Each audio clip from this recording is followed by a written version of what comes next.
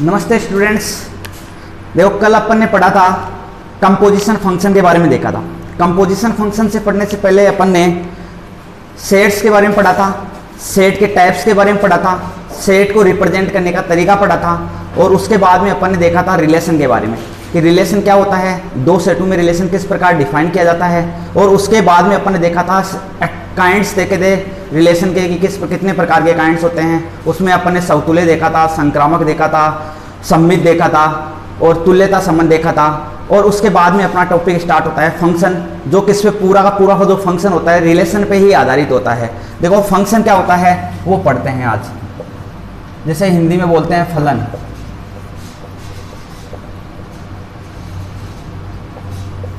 देखो फंक्शन क्या होता है, जैसे मान लिया मेरे पास ये एक सेट है ए और ये कोई दूसरा सेट है बी। ये इसमें उपस्थित जो एलिमेंट्स है मैंने मान लिया ये एलिमेंट इसमें उपस्थित है और इसमें उपस्थित जो एलिमेंट्स है वो ये है A B C D E. ये सेट ए में उपस्थित एलिमेंट्स ये है और सेट बी में उपस्थित एलिमेंट्स ये है। अब इनके मध्य मैं मान लेता हूँ कि इन दोनों सेट्स के मध्य कोई ना कोई रिलेशन है। उस रिलेशन के अकॉर्डिंग ये मान लो ये इसके साथ रिलेशन रखता है, ये इसके साथ रिलेशन रखता है, ये इसके साथ रिलेशन रखता है और 4 किसी के साथ रिलेशन रखता है, 5 इसके साथ रिलेशन रखता है। तो ये तो एक प्रकार का रिलेशन तो है कि रिलेशन किस किस के साथ है कि ये सेट ए सेट बी के अंदर एक रिलेशन रखता है। उस रिलेशन को अपन किस प्रकार रिप्रेजेंट करते हैं कि जो एक है वो रिलेशन रख रहा है किसके साथ, ए के साथ। दो रिलेशन किसके साथ रख रहा है, दो रिलेशन रख रहा है डी के साथ। और 3 रिलेशन किसके साथ रख रहा है, 3 रिलेशन रख रहा है बी के साथ। और ऐसे ही 4 की बात करता हूँ, 4 रिलेशन किसी के साथ रख रहा है क्या, सी बचा सी के साथ रिलेशन रख रहा है क्या, नहीं रख रहा। तो अपन इसको ऐसे काट देते हैं। तो अपन इसका मतलब यही होता है कि ये 4 किसी के साथ रिलेशन रखे, सी के साथ रिलेशन नहीं रख रहा। लेकिन एक्चुअली में सी किसी के साथ रिलेशन नहीं रख रहा, इसमें से ना ए के साथ रख रहा है, ना बी के साथ, ना सी के साथ, ना डी के साथ, ना ई के साथ। तो 4 रिलेशन नहीं रख रहा और 5 रिलेशन रख रहा है किसके साथ रख रहा है, इस ई के साथ। अपन ने इसको कहा था कि ये रिलेशन को इस प्रकार रिप्रेजेंट किया जाता है। अब मैं इसके आगे की बात कर रहा हूँ, आगे की फंक्शन क्या होता है। फंक्शन एक प्रकार का रिलेशन ही होता है, लेकिन ये एक विशेष प्रकार का रिलेशन होता है। इस रिलेशन रखने के लिए इस रिलेशन को ही क्या फंक्शन डिफाइन कर देते हैं। यदि कोई रिलेशन के अगर जैसे ए से बी के अंदर ये रिलेशन है तो फंक्शन ये बोलता है कि ए के प्रत्येक अवयव का संबंध इसमें होना चाहिए। अर्थात ए का ऐसा कोई भी अवयव नहीं बचना चाहिए जिसका कोई रिलेशन नहीं हो। अर्थात अगर मैं इस 4 का भी मैं रिलेशन दिखा दूं, किसी भी अवयव के साथ दिखा दूं, चाहे आप इसके तो मैं इसके साथ दिखा दूं, तो 4 का रिलेशन किसके साथ दिखा दिया मैंने, सी के साथ। अब मैं इसको क्या बोल सकता हूं, क्या इसका ए का ऐसा कोई अवयव बचा क्या जिसका रिलेशन नहीं हो। तो इस प्रकार के रिलेशन को अपन ने क्या कहा है, इस प्रकार के रिलेशन को फंक्शन कहते हैं। अर्थात फंक्शन के बारे में डिफाइन करने के लिए अपन एक चीज विशेष तौर से ध्यान रखना कि एक का प्रत्येक अवयव जो होता है ना, एक का प्रत्येक अवयव का रिलेशन होता है। अर्थात अपन दिखाना चाहिए कि सेट ए का सेट बी में ये इस प्रकार का एक विशेष प्रकार का रिलेशन होता है जिसमें ए के प्रत्येक अवयव का क्या होता है, रिलेशन होता है। अर्थात अगर प्रत्येक ए के प्रत्येक अवयव का रिलेशन मौजूद है तो ये क्या कहलाएगा, ये इस प्रकार के संबंध को क्या कहते हैं, फलन कहते हैं। इसका मतलब मैं क्या बोल सकता हूं कि जो ए के अवयव है इसके प्रत्येक अवयव का संबंध होना चाहिए। अगर मैं दूसरा एग्जांपल लेता हूं यहां पे 1 2 3 4 5 और इसमें उपस्थित अवयव है A B C D E. अब इसका रिलेशन भी इसके साथ है, बी का रिलेशन 3 का 4 का और 5 सबका रिलेशन बी के साथ है। क्या ये फंक्शन कहलाएगा, ये बिल्कुल फंक्शन कहलाएगा। क्यों, क्योंकि एक के अब ए से बी में तो रिलेशन है ये एक, लेकिन क्या एक का कोई अवयव बचा क्या जिसका रिलेशन नहीं हो। इसका मतलब अपने को केवल इससे मतलब फंक्शन का मतलब यही है कि अगर इस जो ए अवयव ए सेट है, इस सेट का कोई भी एलिमेंट ऐसा नहीं बचना चाहिए जिसका संबंध नहीं हो, चाहे इसके पूरे एक ही अवयव के साथ संबंध हो। अर्थात इसका मतलब ये है कि अगर मैं इनपुट अगर 1 डालूं तो भी मेरे को बी प्राप्त होता है, कोई दिक्कत नहीं है। बी इनपुट 2 डालूं तो भी मेरे को बी आउटपुट में प्राप्त हो रहा है। इसका मतलब क्या हुआ कि इसका प्रत्येक इसमें क्या है, प्रत्येक जो अवयव है इसका प्रत्येक का प्रतिबिंब विद्यमान है इसका अंदर।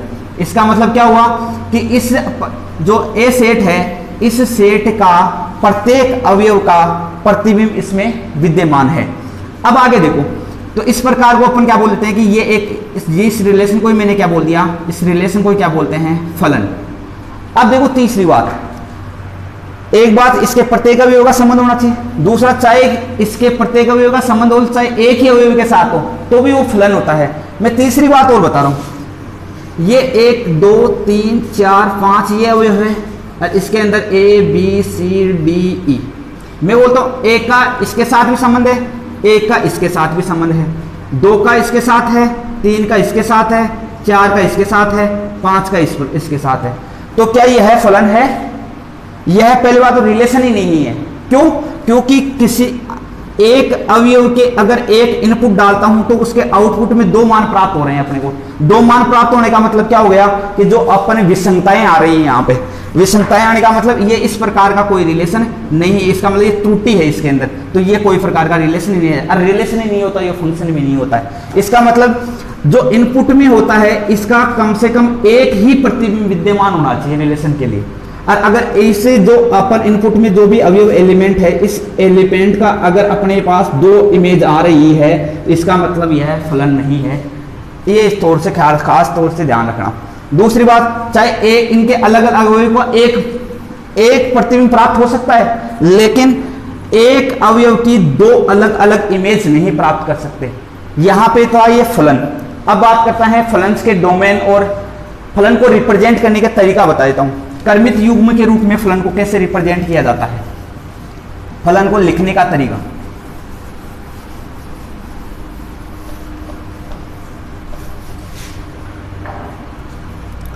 देखो फलन को लिखने का तरीका,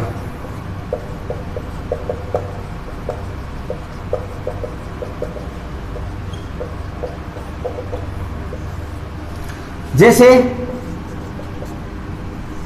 ये कोई ए सेट है, इस सेट में उपस्थित अवयव जैसे मान लिया मैंने A B C D E ये है, और दूसरा कोई सेट है B, इसमें कोई भी अवयव मौजूद है 1 2 3 4 5 एनीवन, कुछ भी मान सकते हो आप। अब मैं बोल रहा हूं ये फलन तो है, फलन होने का मतलब क्या हो गया कि एक का इसके प्रत्येक अवयव का संबंध होगा, इसका प्रत्येक अवयव का संबंध होगा, इसका मतलब इसके सभी के सभी अवयवों का चाहे किसी के साथ भी संबंध हो, इसका प्रत्येक अवयव का क्या है, संबंध है, तभी तो ये फलन कहलाएगा। अब मैं बोल सकता हूं कि ये A से B में एक क्या है, फलन है। अब इस फलन को लिखने का तरीका मैं बोल रहा हूं यहां से एक प्रकार का, जैसे एग्जाम्पल ये दे दिया मैंने फर्स्ट। अब इसी एग्जाम्पल से मैं दूसरा फलन और क्रिएट करता हूं, जैसे यही सेम एलिमेंट ले लेता हूं A B C D E, और ये कोई B सेट है, ये A सेट था, यहां से मैं ले लेता हूं 1 2 3 4 5। मैं बता दूं एक का रिलेशन 1 के साथ है, 2 का B का 2 के साथ है, C का 3 के साथ है, D का 4 के साथ है और E का 5 के साथ है। तो यहां से मैं बता देता हूं कि जो F1 जो फलन आ रहा है इसको क्या लिखता हूं, बताओ 1 का किसके साथ है, 1 के साथ, B का किसके साथ है, 3 के साथ, C का किसके साथ है, 2 के साथ, D का किसके साथ है, 4 के साथ, और E का संबंध किसके साथ है, 5 के साथ। अब सेम ऐसा ही ये क्या हो गया, फलन को लिखने का तरीका। फलन इस प्रकार लिखा जाता है, F1 फलन मान लिया मैंने, ये है था। अब यही एग्जाम्पल था, अब ये A1 तो इसी के साथ रख रहा है, लेकिन B1 यहाँ 3 के साथ रख रहा था, लेकिन यहाँ B1 किसके साथ रख रहा है, B किसके साथ रख रहा है, 2 के साथ। तो ये F2 फलन मान लेता हूं मैं। ये F2 फलन क्या होगा बताओ, A1 का संबंध किसके साथ है, 1 के साथ, और B का किसके साथ है, 2 के साथ, और C का किसके साथ है, 3 के साथ, और D का किसके साथ है, 4 के साथ, और E का किसके साथ है, 5 के साथ। तो किसी फलन को लिखने का तरीका ये था। और यहाँ पे भी मैंने आपको कर्मित युग्म के रूप में बताया था। कर्मित युग्म में जो फर्स्ट जो अवयव आता है वो हमेशा A से आता है, और जो सेकंड अवयव आता है वो सेट B से आता है। यहाँ पे भी सेम ऐसा ही है। देखो ये A B C D E, A B C D ये कहाँ से प्राप्त हो रहे हैं, A सेट से प्राप्त हो रहे हैं, और जो इसके दूसरा अवयव है ये हमेशा किससे प्राप्त हो रहे हैं, सेट B से प्राप्त हो रहे हैं। इसका मतलब क्या हुआ कि ये कर्मित युग्म के रूप में जो फर्स्ट अवयव आएगा किसी फलन को, अगर फलन में A और B आएंगे, वो हमेशा A किस में से उपस्थित होगा, कैपिटल A, यानी A सेट में से उपस्थित होगा, और B किस में से उपस्थित होगा, B सेट में से उपस्थित होगा। अब देखो एक चीज और बताऊं, मैंने कल एक बात बताई है, ये इसकी क्या है, इमेज है। बी की इमेज क्या है, 3 है। सी की इमेज क्या है, 2 है। डी की इमेज क्या है, 4 है। और ए की इमेज क्या है, 5 है। तो इसको फलन के अंदर लिखने का तरीका कैसे होता है, तो मैं क्या लिखता हूं, एफ ऑफ ए का मान कितना है, 1। एफ ऑफ बी का मान कितना है, 3। F of C, F of C का मान कितना है, 2। इसका मतलब अगर मैं इनपुट में अगर एक ए डालता हूं तो मेरे को आउटपुट में क्या प्राप्त होता है, 1। अर्थात ये इनपुट में डाला तो मेरे आउटपुट में क्या प्राप्त हुआ, 1 प्राप्त हुआ। ऐसे ही मैंने यहां पे इनपुट में बी डाला तो मेरे को क्या प्राप्त हुआ, 3। अर्थात ये बी की क्या कहलाती है, इमेज कहलाती है।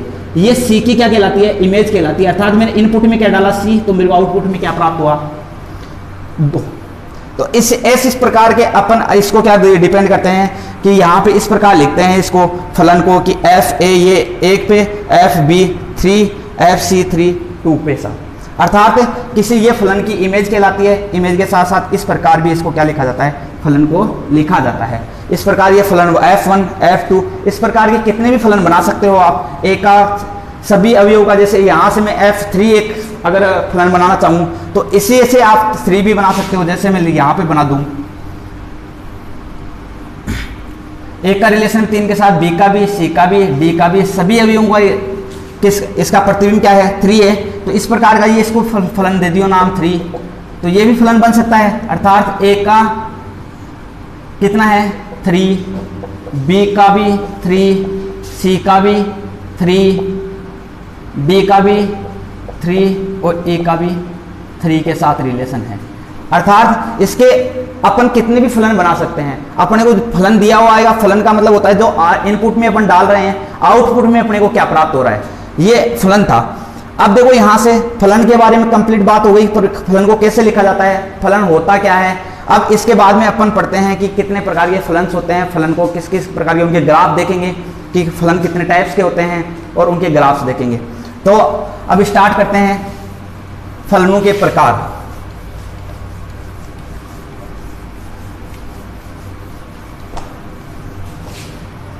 काइंड ऑफ फंक्शंस,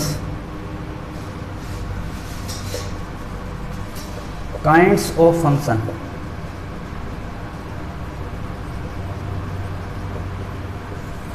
फलनों के प्रकार।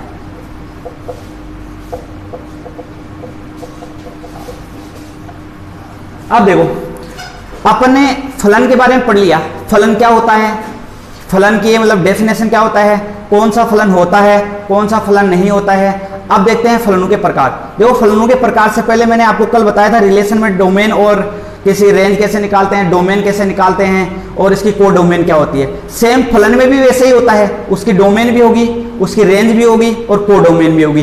तो इससे पहले मैं आपको उनके डोमेन, रेंज और को डोमेन के बारे में बता देता हूं। देखो जैसे ये मान लिया मेरे पास ये कोई सेट है ए और ये है सेट बी, इसके कोई भी हुए मान लो, तो मैंने मान लिया 1 2 3 4 5 और यहां पे मान लो आप A B C D E, तो यहां पे मैंने रख दिया डी एफ और मान लो यहां पे मैंने रखा कि ए का रिलेशन किसके साथ है, ए के साथ, 2 का रिलेशन है सी के साथ, 3 का रिलेशन है एफ के साथ, 4 का रिलेशन है डी के साथ और 5 का रिलेशन है बी के साथ। अब ये रह गया तो रहने दो इसको। अब फलन को इस प्रकार रिप्रेजेंट कैसे कर सकता हूं, मैं आपको यही बताया था मैंने। फलन को रिप्रेजेंट करने का क्या तरीका है, 1 का रिलेशन किसके साथ है, 1 के साथ, 2 का रिलेशन किसके साथ है, सी के साथ, ऐसे ही 3 का रिलेशन किसके साथ है, एफ के साथ, 4 का रिलेशन किसके साथ है, बी के साथ और 5 का रिलेशन किसके साथ है, बी के साथ। यही था फलन को रिप्रेजेंट करने का तरीका। अब अपने ये कल यही बात की थी कि किसी फलन के डोमेन, कोडोमेन और रेंज ये क्या होती है। डोमेन का मतलब होता है प्रांत, कोडोमेन का मतलब होता है सह प्रांत और रेंज का मतलब होता है परिसर। आपको पूछ सकते हैं कि किसी फलन की डोमेन क्या है, रेंज क्या है और उसकी कोडोमेन क्या है। तो ये आपको पता होना चाहिए। फलन जिस प्रकार अपन ने रिलेशन में निकाला था सेम वैसे ही यहाँ पे भी निकालते हैं डोमेन, और इस फलन के डोमेन क्या होंगे, फलन के कोडोमेन क्या होंगे और फलन के रेंज क्या होगी, ये अपने को पता होना चाहिए। अब देखो फलन डोमेन प्रांत की मैंने क्या कहा था, ए से बी में एक रिलेशन ही तो है एक प्रकार का ये, अर्थात ए के वो अवयव जिनका क्या होता है इसमें संबंध उपस्थित होता है, तो वो सभी ए के सभी अवयव क्या कहलाते हैं, प्रांत कहलाते हैं। लेकिन प्रांत को अपन फंक्शन में से देख के बताते हैं। अपने को पता है कि फलन होता है वो हमेशा ए से बी के रूप में होता है, तो ए के जो प्रथम जो अवयव आएंगे वो हमेशा क्या किसके आएंगे, प्रांत के। तो इसका मतलब यहां से प्रांत के अवयव क्या आ जाएंगे बताओ, 1 2 3 4 और 5 आ गए। अब ऐसे ही मैंने क्या कहा था, कोडोमेन। पहले बात करता हूं रेंज की। रेंज का मतलब क्या होता है, वो अवयव बी के वो अवयव जो ए के अवयव के साथ संबंध रखते हैं, बी के वो अवयव जो ए के अवयव के साथ संबंध रखते हैं। तो बताओ ए के अवयव के साथ संबंध कौन रखता है, तो देखो यहां से कौन कौन रख रहा है, ए रख रहा है, सी रख रहा है, एफ रख रहा है, डी रख रहा है और बी रख रहा है। बताओ इसके अलावा कोई ऐसा अवयव है जो इसके साथ संबंध रख रहा है। इसका मतलब बी के वो अवयव रेंज में वही आएंगे कि बी के वो अवयव जो ए के किसी ना किसी अवयव के साथ संबंध रख रहे हो।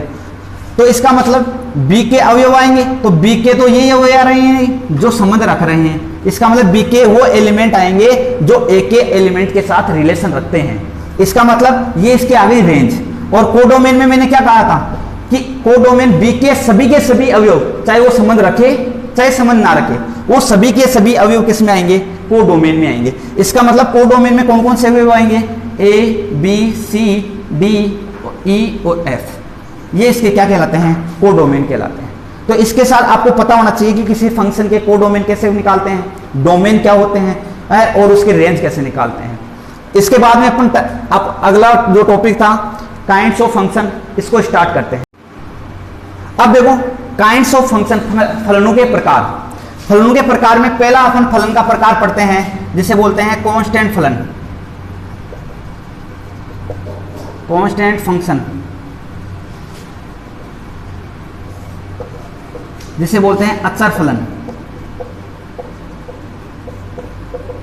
ऐसा फलन जिसका मान अचर रहता है। इसका मतलब जैसे मैंने ले लिया एफ एक्स बराबर मैंने लिया 1, तो इसका मान अचर है या नहीं है। अचर एक देखो अचर राशि होती है, एक चर राशि होती है, एक अचर राशि होती है, एक चर राशि होती है। अचर वो बोलते हैं कांस्टेंट वैल्यू, इसको नॉन कांस्टेंट वैल्यू। इसका मतलब अचर राशि होती है, इनका मान फिक्स होता है। और जो चर राशि होती है,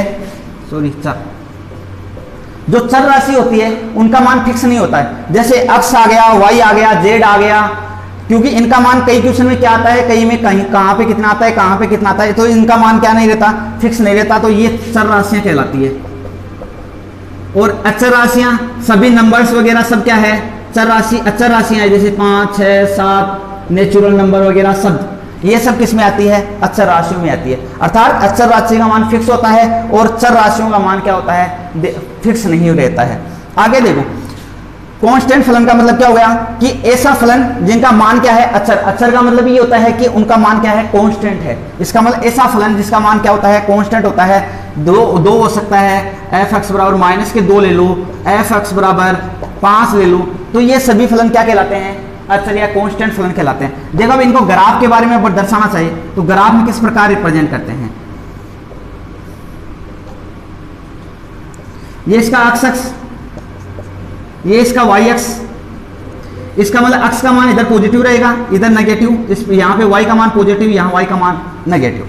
अब मैं मान लेता हूं मैंने ये लिया, मैंने क्या कहा था कि एक्स का मान चाहे कुछ भी रखो, वाई का मान क्या रहा है, फिक्स। इसका मतलब यहाँ पे जो मैं रखूंगा वो इनपुट रखूंगा और यहाँ पे मेरे को क्या प्राप्त हो रहा है, आउटपुट प्राप्त हो रहा है। इसका मतलब क्या हो गया, इसका मतलब यही तो हुआ।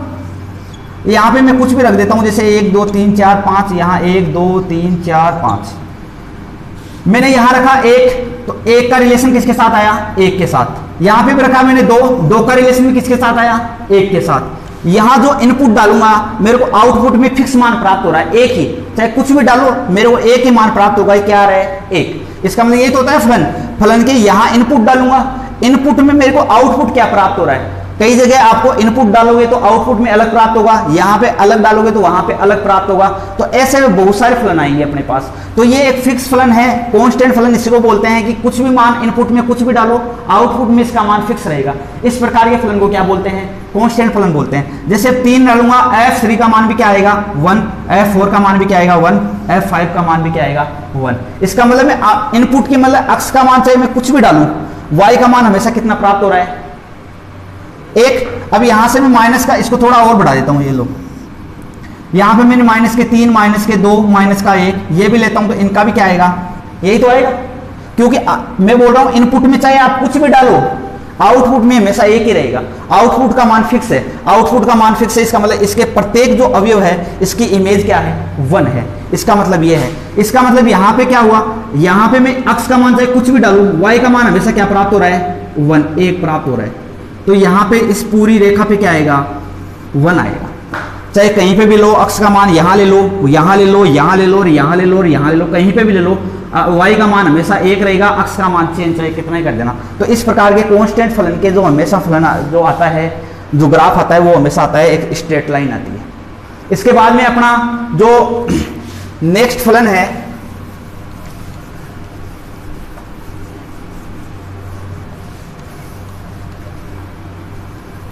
तुल्य फलन। दूसरा प्रकार है तुल्य फलन, इसको बोलते हैं इक्वल फंक्शन। अब देखो तुल्य फलन क्या होता है। मान लिया मेरे पास दो फलन है, एक मान लेता हूं मैं f(x) फलन है, दूसरा है f(x), एक फलन है f(x), दूसरा फलन है g(x), और दोनों फलन इक्वल कब होंगे? जब f(x) का प्रांत और जो g(x) है, दोनों फलनों पे अगर प्रांत बराबर है, तब दोनों के लिए दो शर्त होती है। एक तो क्या होती है, जैसे माना दो फलन f(x) तथा g(x) तुल्य फलन कहलाते हैं यदि का मतलब क्या हो गया, उनके, अब मैं दो शर्त बता रहा हूं, अगर ये दोनों शर्त वहां पे अगर लागू होती है तो वो दोनों जो फलन होंगे f(x) और g(x) ये तुल्य फलन कहलाएंगे। यदि f(x) का प्रांत बराबर है g(x) का प्रांत, दूसरी बात f(x) का सह प्रांत बराबर है g(x) का सह प्रांत। अगर ये दोनों कंडीशन अगर ये सेटिस्फाई करते हैं दोनों फलन, इसका मतलब दोनों फलन क्या हो जाएंगे, तुल्य फलन कहलाएंगे। एक फलन इक्वल है दूसरा फलन, ये तभी कहलाएंगे जब f(x) का प्रांत बराबर है g(x) का फलन और f(x) का सह प्रांत बराबर है g(x) का सह प्रांत। तो यहां तक अपना ये तुल्य फलन था। अब इसका एक एग्जांपल देखते हैं। देखो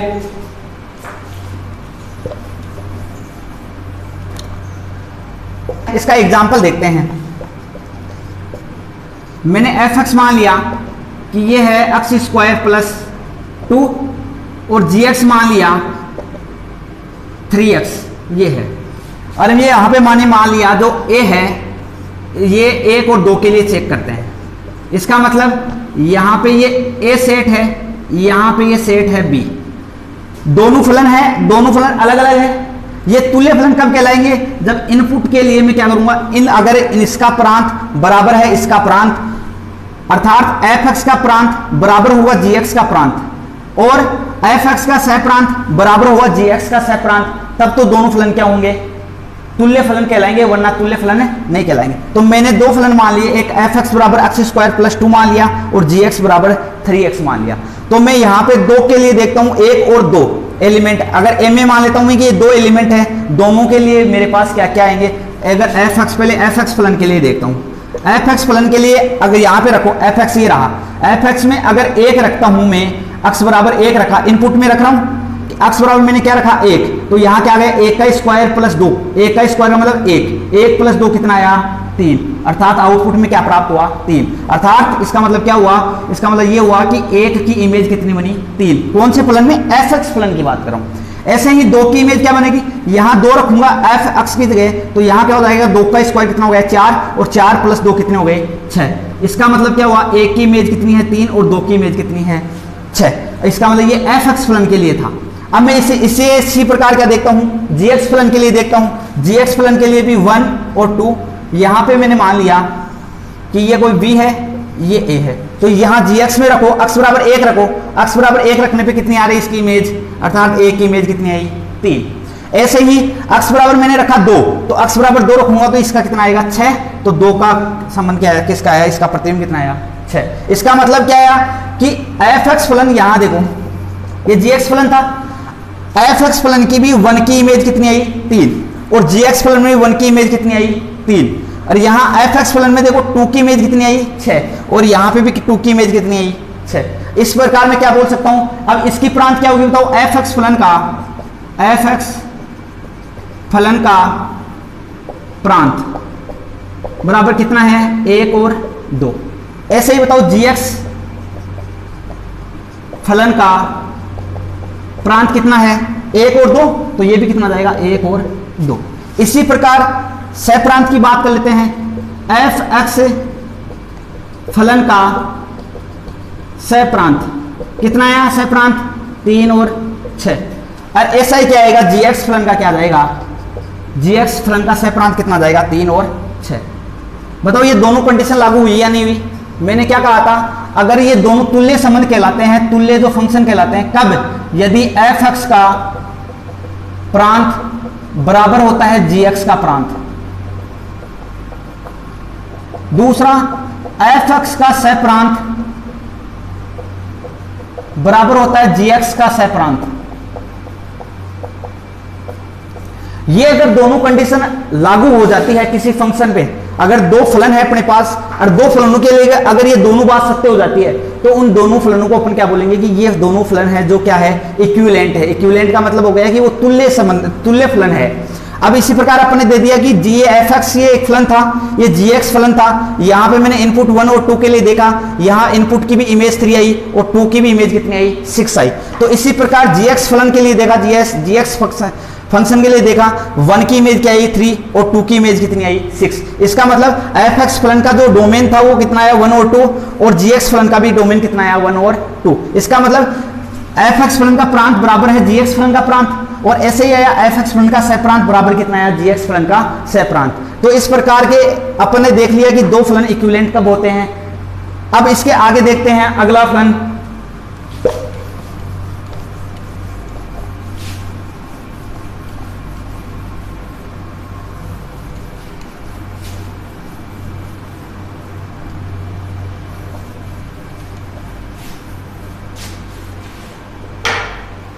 अब देखो अपन ने देख लिया कांस्टेंट फलन देख लिया, उसके बाद में अपन ने देख लिया तुल्य से फलन देख लिया, इसके बाद में देखेंगे बहुपद। तीसरा आता है बहुपद फलन, पोलिनोमियल फंक्शन।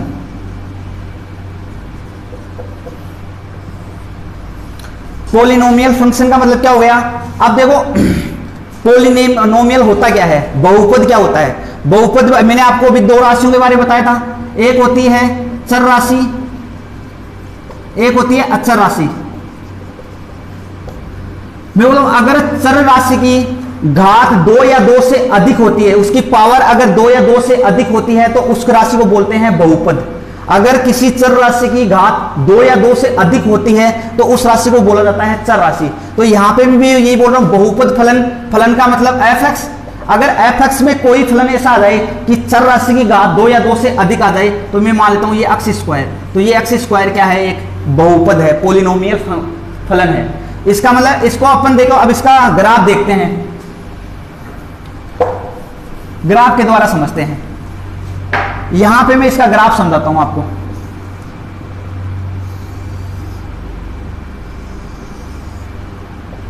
ये है x, ये है y अक्ष, ये x अक्ष आ गई, ये y अक्ष आ गई। इधर y अक्ष का जो पॉजिटिव मान आएगा, इधर y अक्ष का क्या मान आ गया, नेगेटिव। इधर y अक्ष का पॉजिटिव मान आ गया, इधर x अक्ष का कौन सा मान आ गया, नेगेटिव मान आ गया। मैंने मान लिया कि अब मेरे पास ये कोई पोलिनोमियल जो फलन था ये था।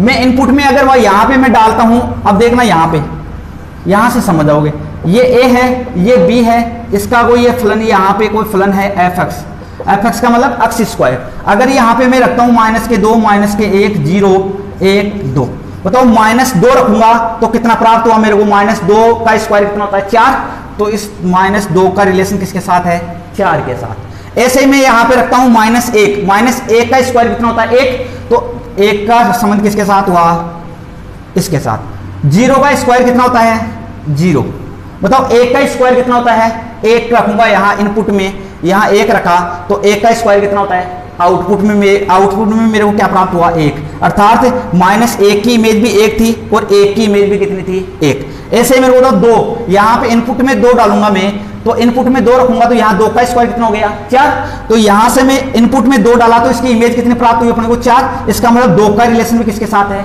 4 के साथ। अब इसका ग्राफ बनाता हूं। अब देखो कोई फलन था, मैंने क्या रखा है, जैसे यहाँ पे मैंने मान लिया 1, यहाँ पे मैंने मान लिया 2, यहाँ पे मैंने मान लिया माइनस 1, यहाँ पे मैंने मान लिया माइनस के 2, यहाँ पे 1, 2, 3, 4, कुछ इस प्रकार का मैंने बना दिया ग्राफ। अब बताओ फर्स्ट 0, 0, 0 का संबंध किसके साथ है, 0 के साथ, इसे मूल बिंदु बोलते हैं। मूल बिंदु के निर्देशांक क्या होते हैं 0, 0, अर्थात यहाँ अक्ष और वाई दोनों के जो कटान बिंदु आता है, इसको यहाँ पे अक्ष और वाई दोनों कोऑर्डिनेट 0, 0 होते हैं, अर्थात एक अक्ष 0 का रिलेशन किसके साथ था 0 के साथ, माइनस 1 का रिलेशन किसके साथ है 1 के साथ, तो माइनस अक्ष पे कितना रखा मैंने माइनस 1, तो वाई पे भी कितना प्राप्त हुआ 1, तो माइनस 1 और 1 ये रहा, ये पॉइंट आएगा। ऐसे ही माइनस 2 का रिलेशन किसके साथ था 4 के साथ, मैंने अक्ष बराबर कितना रखा माइनस 2, तो प्राप्त क्या हुआ 4, तो यहां पे मेरे को ये प्राप्त हुआ। इसका मतलब ये एक रेखा आ रही है या नहीं आ रही बताओ, इस प्रकार ये रेखा आती हुई यहां पे आएगा 1 और ये 1, ये 1 इस प्रकार आएगा, ये 2 का रिलेशन 4 के साथ इस प्रकार है। अब यहां से माइनस 2 का रिलेशन किसके साथ था 4 के साथ, माइनस 2 इनपुट डाला, आउटपुट कितना प्राप्त हुआ 4, माइनस 1 इनपुट डाला कितना प्राप्त हुआ, माइनस 1 इनपुट डाला कितना प्राप्त हुआ 1, 0 डाला 0 पे 0 प्राप्त हुआ। अब बताओ 1 इनपुट कितना डाल रहा हूं प्लस का 1, प्राप्त कितना हो रहा है प्लस का 1 ही प्राप्त हो रहा है, प्लस का 1 डाला तब भी कितना प्राप्त हुआ प्लस का 1 ही प्राप्त हुआ, इसका मतलब ऐसा प्राप्त हुआ। दूसरा प्लस का 2 डाला तब भी कितना प्राप्त हुआ, इनपुट में मैंने कितना डाला प्लस का 2, आउटपुट में कितना प्राप्त हुआ 4, प्लस का 2 डाला तो आउटपुट में कितना प्राप्त हुआ 4, तो ये इस प्रकार का एक ग्राफ आएगा। इसका मतलब ये पॉलिनोमियल जो फंक्शन होते हैं उसके ग्राफ इस प्रकार का होता है कि यहां से आया इस प्रकार चला गया। ऐसे ही मैं अगर यहां पे बात लेता हूं अक्स की पावर 3, तो ये भी एक पॉलिनोमियल फंक्शन है। इस प्रकार अक्स की पावर कितना भी हो सकता है, अक्स स्क्वायर प्लस 5 लिख दूं, अक्स स्क्वायर प्लस कितना भी आ जाए, ये सब अक्स की पावर अगर 2 या 2 से अधिक आती है किसी भी जिसे चर राशि होती है, अक्स मान लो, वाई मान लो, जेड मान लो, पी मान लो, क्यू मान लो, एस मान लो, कि किसी भी चर राशि की घात यदि 2 या 2 से अधिक आती है तो उसे अपन बोलते हैं बहुपद। और इस प्रकार की अगर किसी चर राशि की बहुपद जब अपन किसी फंक्शन के रूप में आ जाता है, ये फंक्शन का आ गया अक्स की पावर 3 प्लस 5, तो ये एक प्रकार का पॉलिनोमियल फंक्शन कहलाता है। अब इसके बाद में अपना जो टॉपिक था वो आता है, अगला प्रकार आता है परिमेय फलन।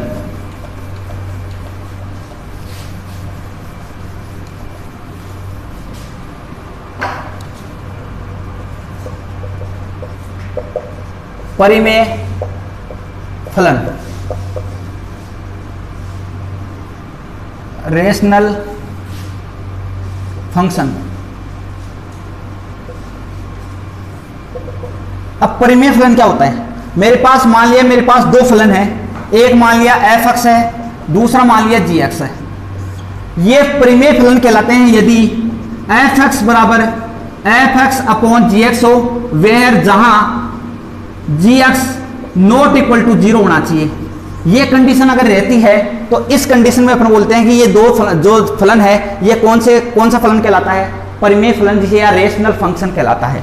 अर्थात अगर 2 फलन है एफ एक्स अपॉन जी एक्स के रूप में और जहां जी एक्स नॉट इक्वल टू 0 हो, तो इस प्रकार के फलन को क्या बोलते हैं, परिमेय फलन कहते हैं। इसका फॉर एग्जाम्पल मैं आपको बता देता हूं, जैसे मैंने एग्जाम्पल लेता हूं, एग्जाम्पल ले लो इसका कि एफ एक्स बराबर क्या है 1 अपॉन एक्स, तो बताओ ये इसके ऊपर वाला अचर फलन है तो सही फलन, ये अचर फलन है नीचे वाला अक्ष के रूप में, नीचे वाला फलन 0 के इक्वल नहीं होना चाहिए, क्यों? अगर ये नीचे वाला 0 के इक्वल हो जाता है तो ये 1/0 ये इन्फिनिटी हो जाता है। इस प्रकार अपन उस फंक्शन को डिफाइन नहीं कर पाते हैं। इसलिए जो नीचे वाला फलन होता है वो 0 के इक्वल नहीं होना चाहिए। बाकी का कैसे भी फॉर आ जाए अपने पास, वो सभी किसी कैसे होते हैं, रेशनल फंक्शन होते हैं। अब इसका अगर ग्राफ बनाना चाहो तो कैसे बनेगा? यहां पे ग्राफ बनाते हैं इसका। ये अक्ष, ये y, ये अक्ष डैश, ये y डैश। इसका मतलब यहाँ अक्ष का पॉजिटिव मान रहेगा, यहाँ y का मान पॉजिटिव मान प्राप्त होगा, यहाँ अक्ष का नेगेटिव मान प्राप्त होगा और यहाँ y का नेगेटिव मान प्राप्त होगा। अब यहाँ पे मैं अगर रखता हूं, यहाँ पे मैंने रखा अक्ष बराबर मैंने रख दिया -10, फिर रख दिया -5, फिर माइनस का, फिर 0 रख दिया, फिर 5 रख दिया, फिर 10 रख दिया। मैं -10 रखा मैंने, तो यहाँ पे कितना प्राप्त हुआ? 1/-10। 1 बटा कितना प्राप्त हुआ? -1/10। इसका संबंध किसके साथ है? इसके साथ। यहाँ 5 रखा तो इसका मान कितना है? -1/5। 0 रखा तो वापिस क्या है मेरे पास? 0। यहाँ 5 रखा तो 5 का क्या है मेरे पास? 1/5। 10 का क्या है बताओ? 1/10। यही तो है। अब देखो यहां से जो रखा उसका अकॉर्डिंग अपने को क्या प्राप्त हुआ, अर्थात ये इनपुट था A और ये आउटपुट में क्या प्राप्त हो रहा है? ये प्राप्त हो रहा है। इसका मतलब इसका ग्राफ कैसे बनेगा ये देखते हैं। देखो इसका मतलब कितना हो गया? 1/10 माइनस के 1/5 और ये कितना है? 0। तो ये कोई रेखा है, लाइन, यहाँ पे 0 है, तो इधर जैसे जैसे इधर मान जाते हैं तो मान क्या रहता है? बढ़ता जाता है।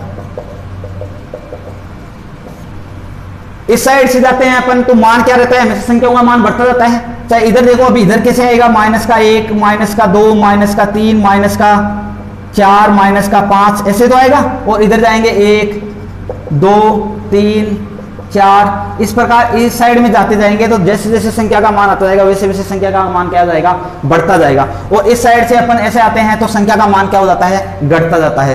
तो यहाँ पे देखो -10, तो -10 तो इधर ही होगी, अर्थात -10 सबसे छोटी संख्या होगी। अगर 1 में -10 का भाग दूंगा तो ये क्या आएगा बताओ? माइनस में 0.10 आएंगे या नहीं आएंगे? माइनस में 0.10 का मतलब कितना हो गया? माइनस में 0.10 का मतलब यहां आएगा 0.10, 0.010।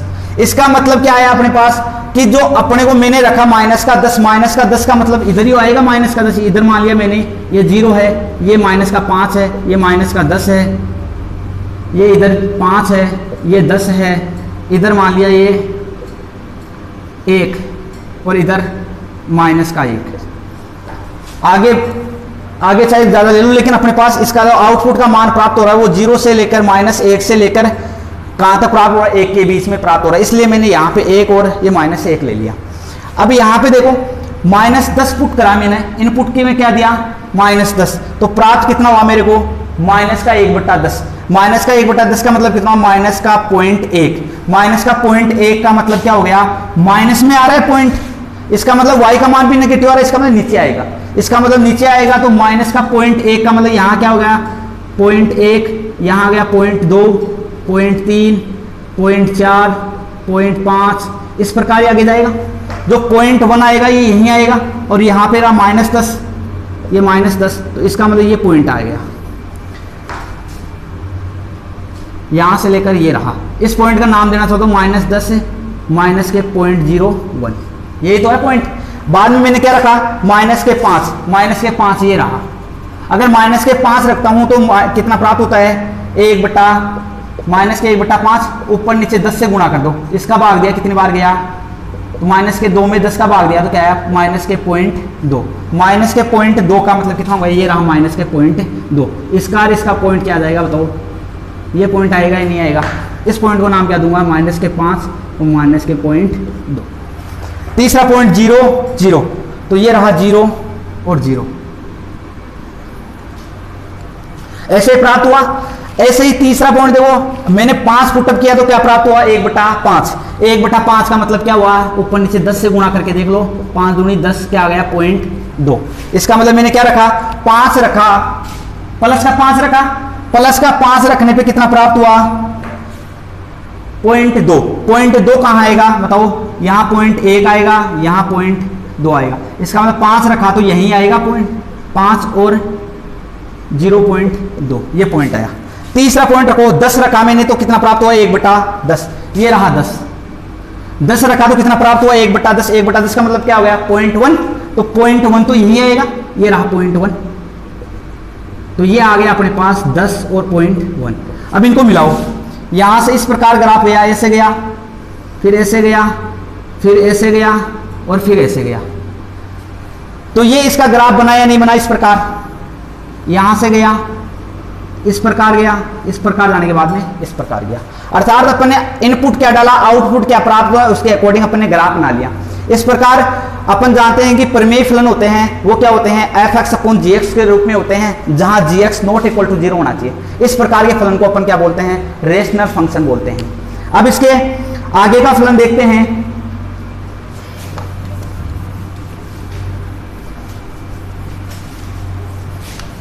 अब देखो अपन ने क्या क्या देख लिया, पहले दो होता है तो अचर फलन देख लिया, उसके बाद में अपन ने तुल्य फलन देख लिया जिसे इक्वल फंक्शन बोलते हैं, उसके बाद में अपन ने देख लिया परिमेय फलन देख लिया। अब देखते हैं मापांक फलन।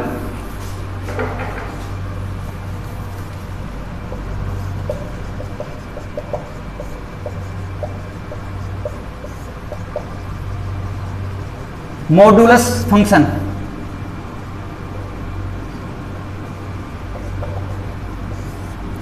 मॉडुलस फंक्शन क्या होता है, जैसे मान लिया ये f(x) है और इसको मोड के अंदर मैंने क्या प्राप्त कर लिया ये x, तो इस प्रकार के फलन को क्या बोलते हैं, मॉडुलस फंक्शन या मापांक फलन कहते हैं। अब इसका क्यों ग्राफ के द्वारा देखते हैं, ग्राफ से जल्दी समझ में आता है कोई भी फंक्शन हो।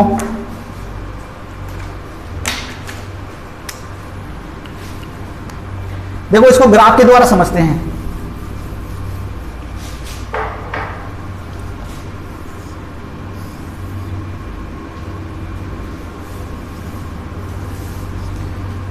ये x,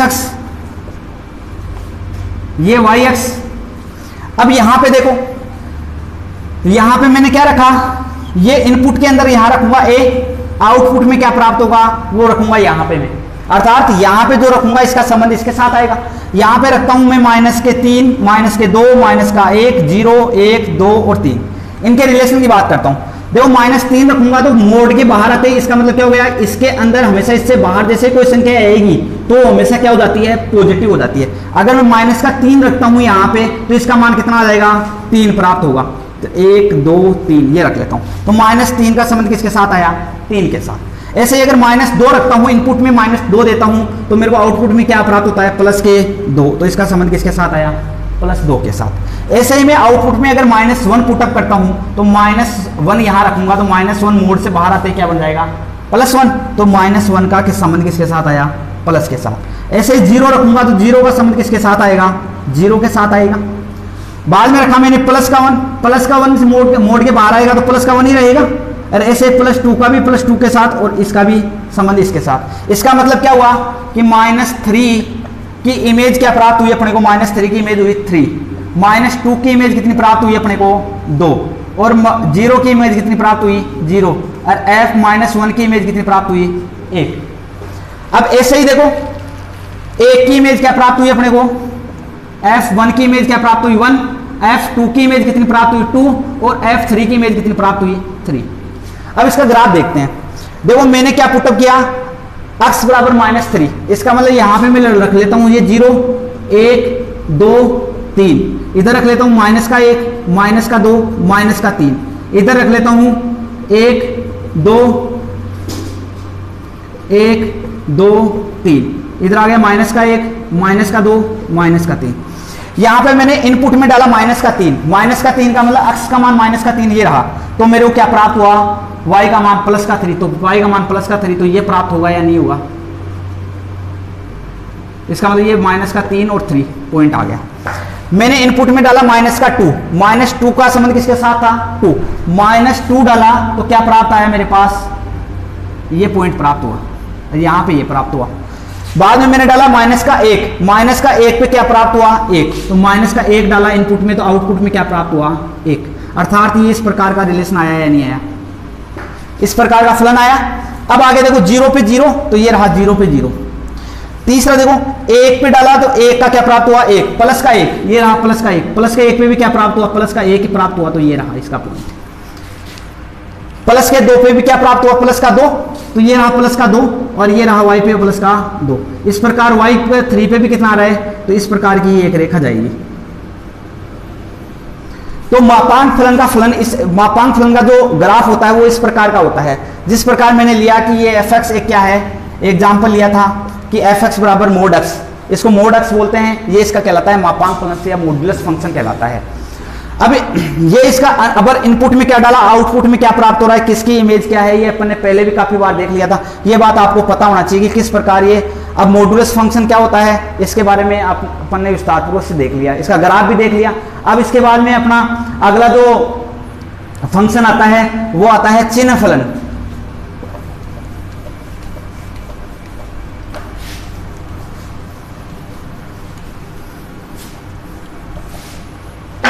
देखो चिन्ह फलन, चिन्ह फलन क्या होता है वो देखना। मैं अगर fx के बराबर 1, 0 और -3, ये 3 ही वैल्यू आती है, ये कब आएगी, जब x का मान 0 से बड़ा हो और x का मान जब 0 के बराबर हो और x का मान जब 0 से क्या हो, छोटा। ये 3 कंडीशन होती है चिन्ह फलन के रूप में। तब जब x का मान 0 से बड़ा होता है तब उसका मान हमेशा कितना रहेगा, 1। इस प्रकार के चिन्ह फलन, चिन्ह फलन का मतलब होता है ये केवल और केवल किसको, साइन को बताएगा कि पॉजिटिव कब होता है, नेगेटिव कब होता है, 0 कब होता है। इसका मतलब इस प्रकार का ग्राफ कैसे बताया हुआ बता, इसका मतलब ये हो गया कि ये x अक्ष है, ये y है, ये x डेश है, ये y डेश है। इसका मतलब क्या हुआ, जब x का मान में 0 से बड़ा कितना भी पुटअप करूं मेरे को हमेशा कितना प्राप्त होगा, आउटपुट में 1। इसका मतलब यही तो प्राप्त हुआ। इसका मतलब मैं x बराबर अगर यहां से लेकर ले लेता हूं, जैसे अब यहां से देखना आपको ये चीज समझ में आ जाएगी। ये a था, ये b था, मैंने लिखा -5, -4, -2, -1, 0, 1, 2, 3, 4। अब यहां पे देखो जब इनपुट में मैं कुछ भी देता हूं, अगर वो संख्या 0 से छोटी है, 0 से छोटी होने का मतलब ऋणात्मक संख्या है, ऋणात्मक संख्याओं पे हमेशा मान कितना आ रहा है, 1, -1, तो ये -1, 0 और 1। तो -5 का भी संबंध किसके साथ है, -1 के साथ, -4 का भी इसके साथ, इसका भी इसके, और इसका, 0 का 0 के साथ, 1 का 1 के साथ, 2 का इसके साथ, 3 का इसके साथ, 4 का इसके साथ। क्यों, यही तो बता रहा हूं, x का मान चाहे कुछ भी पुटअप कर दो 0 से बड़ा होना चाहिए। 0 से बड़ा होता है, आउटपुट में अपने को एक ही प्राप्त होता है, क्या प्राप्त होगा, सिर्फ पॉजिटिव a1 प्राप्त होगा। अगर x बराबर 0 लेते हैं तो y बराबर क्या आएगा, 0। अगर x बराबर में 0 से छोटी लेता हूं, x का मान 0 से छोटे लेने का मतलब ऋणात्मक संख्या है। ऋणात्मक संख्या है, आप नेगेटिव नंबर कुछ भी ले लेना, नेगेटिव नंबर कुछ भी ले लेना, उस पर आउटपुट अपने को क्या प्राप्त होगा, -1। तो इस प्रकार के फलन को क्या बोलते हैं, चिन्ह फलन। अब देखो इसका ग्राफ देखते हैं। अब यहां से मैंने क्या रखा, -5, तो यहां पे मैंने बोला -1, -2, -3, -4 और -5। इधर +1, +2, +3, +4 और +5। इधर ये 1 और ये -1। बताओ -5 पे कितना आ रहा है, ये रहा -5, -5 पे कितना आ रहा है, -1 ही आ रहा है, और -4 पे कितना आ रहा है, -1 ही आ रहा है, और -2 पे कितना आ रहा है, अर्थात इस प्रकार की एक रेखा आएगी है। और 0 पे कितना आ रहा है, ये रहा 0, और 0 के बाद में जैसे ही कोई संख्या आ रही है 1, 2, 3, 4, इन पे क्या आएगा, सीधी सीधी ये आएगा।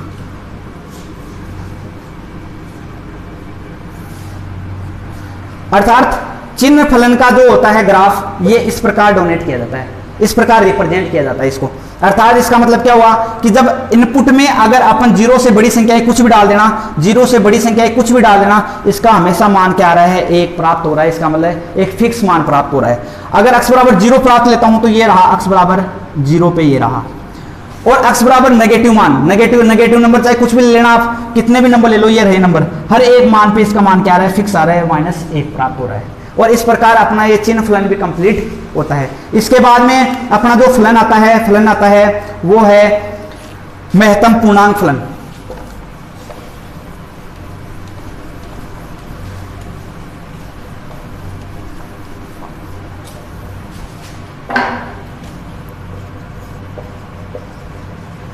महत्तम पूर्णांक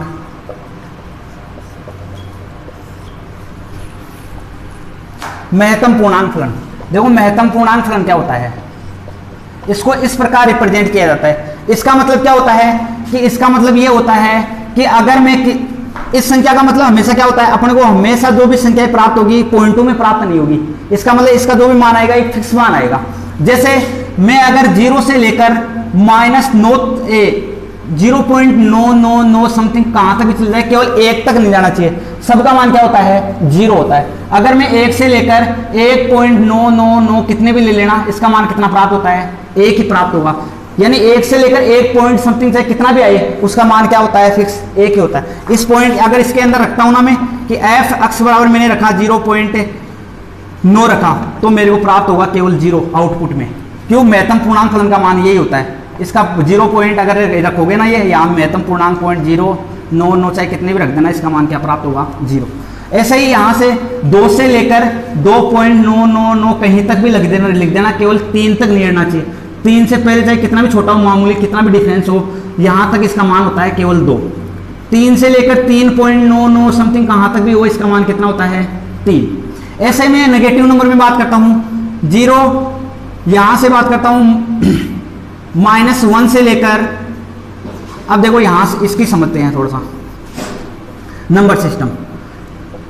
अब यहाँ पे क्या था 0, ये 1, ये 2, ये 3, ये 4। यहाँ पे था -1, ये -2, ये -3, ये -4। इसी प्रकार था, मैंने क्या रखा था कि 0 से लेकर यहाँ से 0 से लेकर इस 1 से पहले कहीं तक भी हो, इसका मान क्या होता है 0। 1 से लेकर इसका मतलब जो छोटी वाली संख्या वही तो होगी। अब इधर बताओ, मैंने अभी आपको बताया था कि जैसे जैसे इस साइड में जाते हैं तो वैसे वैसे संख्या क्या जाती है, बढ़ती जाती है। अब मैं यहां से अगर आपको बात करता हूं कि -1 से लेकर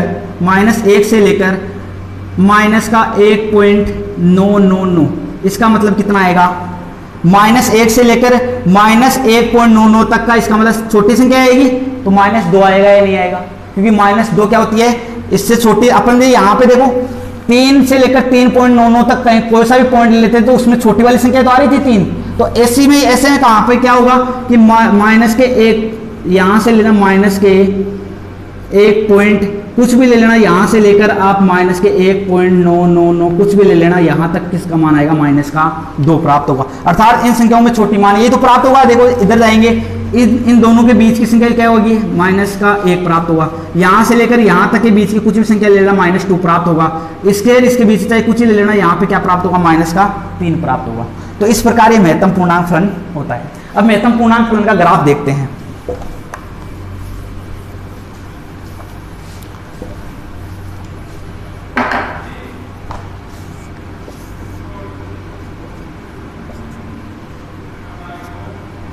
ये x अक्ष,